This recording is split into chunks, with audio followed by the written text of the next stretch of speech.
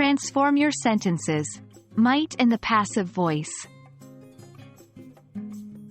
Hello, and welcome back to our series on intermediate English grammar.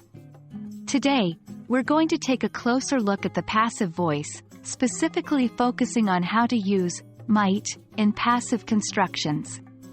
Using passive voice with might can be a powerful tool to emphasize the action rather than the doer, and to express possibilities in a nuanced way.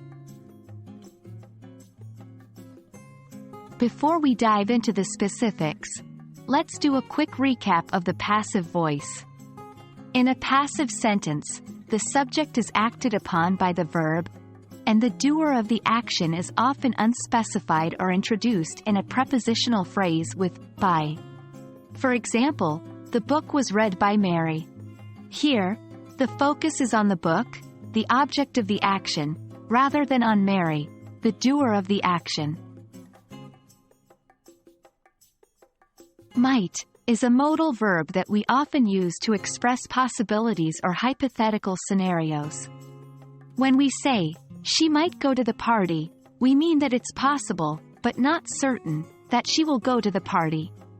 Modals like might can add depth and complexity to our sentences, helping us to convey more precise meanings.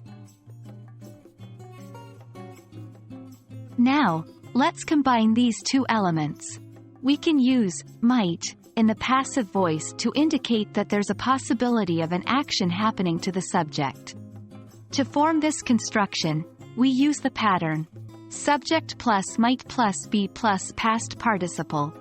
Let's look at an example. The cake might be eaten. In this sentence, the cake is the focus, and there's a possibility that it will be eaten. Let's now explore how to convert an active sentence to a passive one, using might. For instance, let's take an active sentence. John might eat the cake.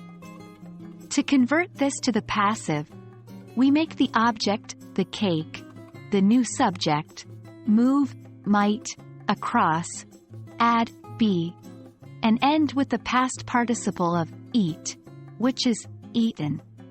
So the passive sentence becomes, the cake might be eaten. Now it's time to put what you've learned into practice. Here are some sentences for you to convert from active to passive with might. 1. The team might win the match. 2. The gardener might plant the flowers. 3. The author might write a new book. Remember the pattern we've discussed, and have fun experimenting with these sentences. And that's a wrap for today's video. We hope this exploration of using passive voice with might has been helpful. The beauty of language learning is in the details, so don't hesitate to revisit this video in practice until you're comfortable. Happy learning and see you in our next video.